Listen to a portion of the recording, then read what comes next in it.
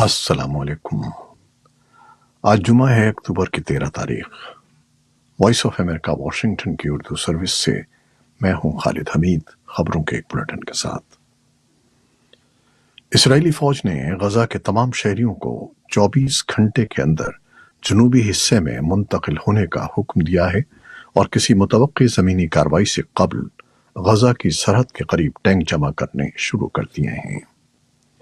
اسرائیل کی جانب سے 23 لاکھ آبادی والے علاقے غزہ میں بمباری کا سلسلہ جاری ہے اور اس جوابی کارروائی کے دوران اب تک وہاں 1400 سے زیادہ افراد موت کا شکار ہو گئے ہیں اور اسرائیل میں مرنے والوں کی تعداد 1300 سے زیادہ ہے، جبکہ متعدد اسرائیلی فوجی اور سویلین غزہ میں حماس کے قبضے میں ہیں۔ دوسری جانب حماس کے ایک عہدیدار نے غزہ کے شہریوں کو علاقہ چھوڑنے کی وارننگ کو جعلی پروپیگنڈا قرار دیا ہے۔ اقوام متحدہ نے کہا ہے کہ شمالی غزہ کی پوری آبادی کی تباہ کن اثرات کے بغیر منتقلی ناممکن ہے۔ اقوام متحدہ کے ادارے برائے خوراک نے خبردار کیا ہے کہ غزہ میں خوراک اور پانی کی کمی تشویشناک حد تک پہنچ گئی ہے۔ اقوام متحدہ کے ادارے برائے فلسطینی پناہ گزین نے کہا ہے کہ اس نے اپنے عملے اور آپریشن کو غزہ کے جنوبی علاقے میں منتقل کر دیا ہے۔ ادارے نے سماجی رابطے کی سائٹ ایکس پر ایک بیان میں کہا ہے کہ ہم اسرائیلی حکام پر زور دیتے ہیں کہ وہ پناہ گزینوں کے کیمپوں کی حفاظت یقینی بنائیں اور انہیں نشانہ نہ بنائیں۔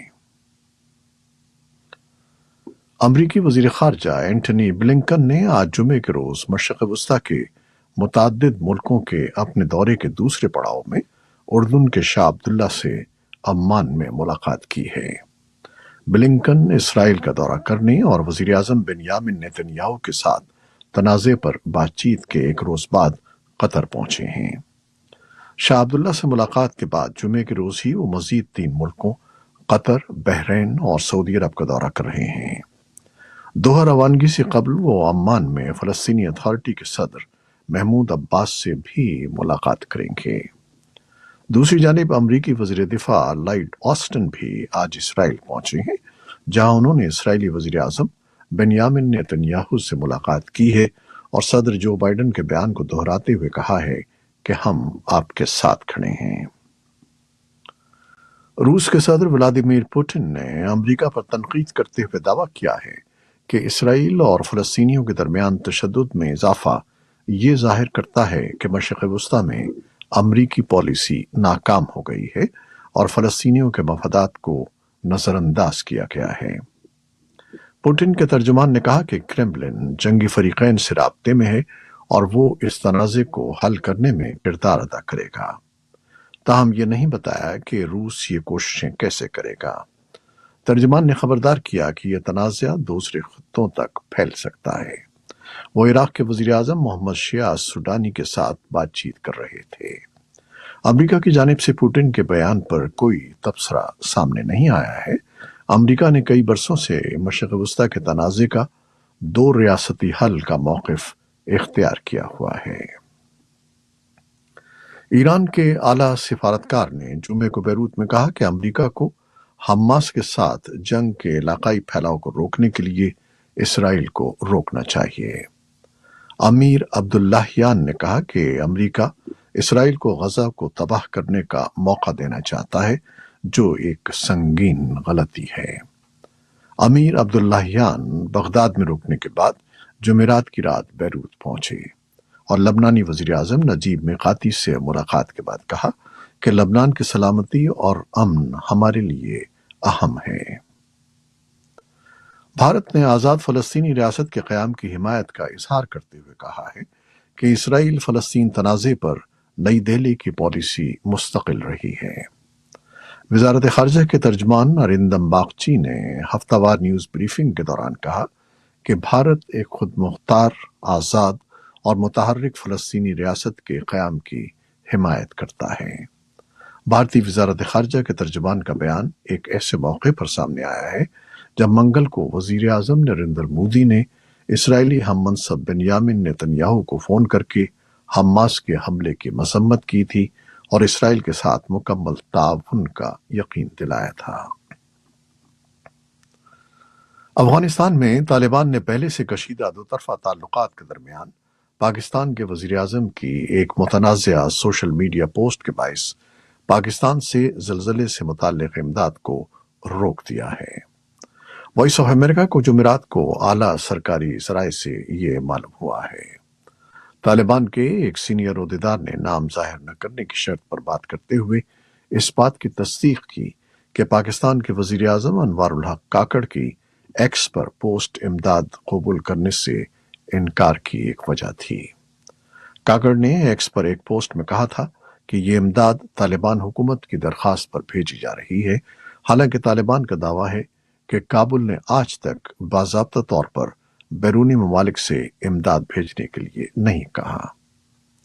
اس سے قبل جمعرات کو پاکستانی وزارت خارجہ کی ترجمان نے اپنی ہفتہ وار نیوز کانفرنس میں افغان امداد بھیجنے کے تنازع پر براہ راست تبصرہ کرنے سے گریز کیا۔ ممتاز زہرا بلوچ نے کہا کہ پاکستان اپنے افغان بھائیوں اور بہنوں کے ساتھ گہری ہمدردی کا اظہار کرتا ہے، کیونکہ انہیں چند روز قبل آنے والے زلزلے کے بعد انتہائی مشکل صورتحال کا سامنا ہے۔ ہیومن رائٹس واچ نے آج کہا کہ پاکستانی حکام کی جانب سے 10 لاکھ سے زائد افغانوں کو ملک بدر کرنے کی دھمکیاں انہیں دوبارہ ظلم و ستم اور دیگر بدسلوکی کے شدید خطرے میں ڈال رہی ہیں۔ پاکستان کی وزارت داخلہ نے 3 اکتوبر سن 2023 کو اعلان کیا تھا کہ پاکستان میں قانونی حیثیت کے بغیر رہنے والے تمام تارکین وطن کو رضاکارانہ طور پر نکلنے یا ملک بدری کا سامنا کرنے کے لیے 28 دن کا وقت دیا گیا ہے۔ ہیومن رائٹس واچ کی ایسوسی ایٹ ڈائریکٹر پیٹریشیا گوسمن نے کہا کہ پاکستان میں افغان ایک طویل عرصے سے ایک سیاسی آلہ بنے رہے ہیں اور دونوں ملک اپنے مفادات کے لیے انہیں دھکیلتے رہے ہیں۔ ان کا کہنا تھا کہ اقوام متحدہ کو بھی پاکستانی اعلان پر تشویش ہے۔ 2 یورپی ایجنسیوں نے جمعرات کو گلوبل ہنگر انڈیکس رپورٹ یعنی بھوک کی عالمی درجہ بندی رپورٹ جاری کی ہے، جس کے مطابق بھارت 4 درجے نیچے آ کر 125 ملکوں کی فہرست میں 111ویں نمبر پر آ گیا ہے۔ گزشتہ سال وہ 121 ملکوں کی فہرست میں 107ویں نمبر پر تھا۔ رپورٹ کے مطابق پاکستان، بنگلہ دیش، نیپال اور سری لنکا بھارت سے بہتر پوزیشن میں ہیں۔ صرف افغانستان، ہیٹی اور 12 سب سہارا ملکوں کی کارکردگی بھارت سے خراب ہے۔ یہ وہ ملک ہیں جن کی معیشت بھارت کے مقابلے میں بہت چھوٹی ہے۔ رپورٹ کے مطابق بھارت ان 40 ملکوں کے گروپ میں شامل ہے جہاں بھوک کی صورتحال کو سنگین قرار دیا گیا ہے۔ حکومت نے پہلے کی مانند ایک بار پھر اس رپورٹ کو مسترد کر دیا ہے۔ پاکستان کی نگراں حکومت کی کابینہ کے حالیہ اجلاس میں پاکستان انٹرنیشنل ایئر لائنز یا PIA کی نجکاری کی منظوری دے دی گئی ہے۔ سرکاری حکام کا کہنا ہے کہ PIA کی فروخت اب ناگزیر ہو چکی ہے کیونکہ اس کا خسارہ 750 ارب روپے تک جا پہنچا ہے۔ وزیر نجکاری فواد حسن فواد نے کابینہ اجلاس کے بعد میڈیا سے گفتگو کرتے ہوئے کہا کہ PIA کو موجودہ واجبات اور اثاثوں کے ساتھ ہی ممکنہ خریداروں کو پیشکش کی جائے گی۔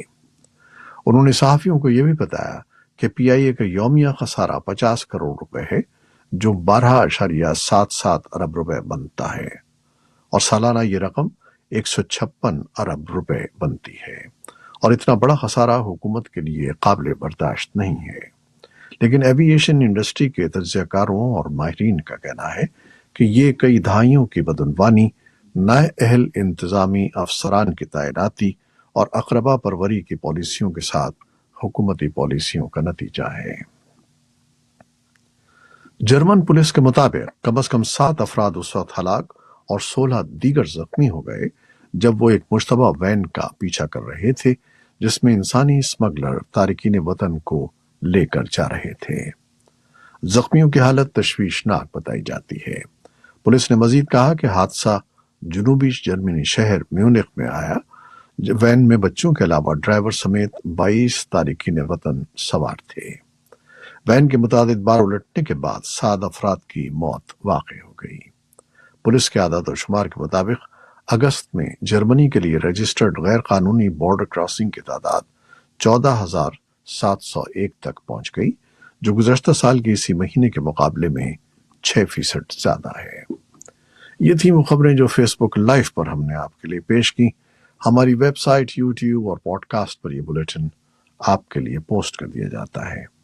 آپ ہمارے بلیٹن کو شیئر کرتے ہیں اور اپنے کمنٹس میں اپنی محبتوں کا اظہار کرتے ہیں، جس کے لیے ہم آپ کے بے حد ممنون ہیں۔ اپنی ان کوششوں کو جاری رکھیے گا۔ پروڈیوسر سید اصفر امام اور نیوز ایڈیٹر بہجت جیلانی کے ساتھ خالد حمید کو اجازت دیجیے گا۔ اللہ حافظ۔